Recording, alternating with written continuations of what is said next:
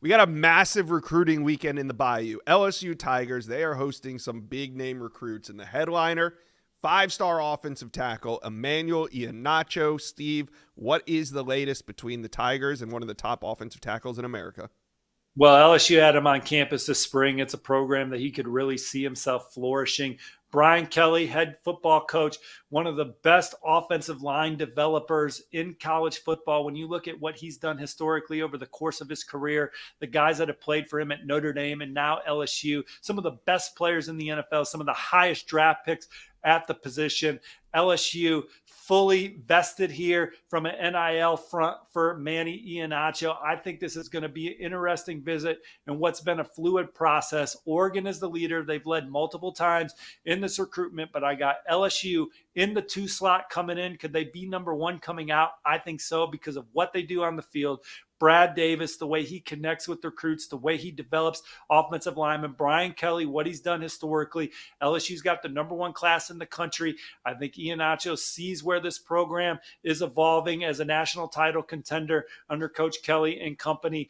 The history of the program, the fan support, again, what LSU is able to show off the field, the opportunities that their players have.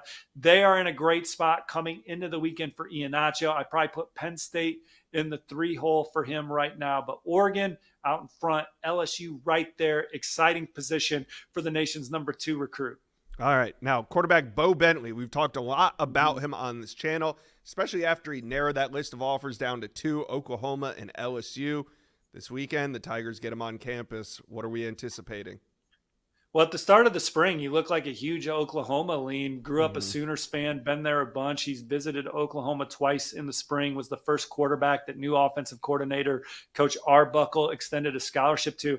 But one of the reasons why I do not have a prediction in and why I'm glad I don't have an on-3 RPM in is LSU, the Tigers, the visit this spring, the history of quarterback development, the relationship with Joe Sloan, the support that LSU quarterbacks get to be the best version of themselves on the field, the Heisman trophies, proximity to home. I think LSU is in a great spot. I think there are sources around Baton Rouge that think they lead.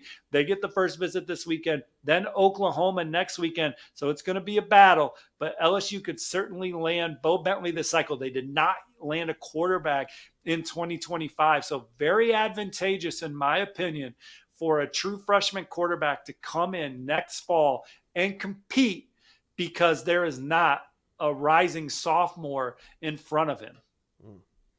All right, Steve, those aren't the only big names in the Bayou. Who else should LSU fans be fired up about this weekend? Well, I think Jamarian Carlton's the first name that comes to mind, defensive lineman from the Lone Star State. Visited LSU during the spring. I think that they are one of the favorites for Jamarian Carlton. Braden Fogel, tight end out of Ohio, Mansfield, Ohio. He is someone that the tight end, how important the emphasis Brian Kelly's also always had on that position. Joe Sloan and his history around tight end position. Braden Fogel, 4-star recruit, Michigan, Notre Dame, Georgia, some of the other programs he is high on, but LSU is in the middle of that recruitment. And then Zayden Krempin, offensive lineman from Prosper High in Texas. I think LSU leads there going into his official visits. And then Drew Evers is another touted offensive lineman from the Lone Star State that they're looking to make a move for this weekend.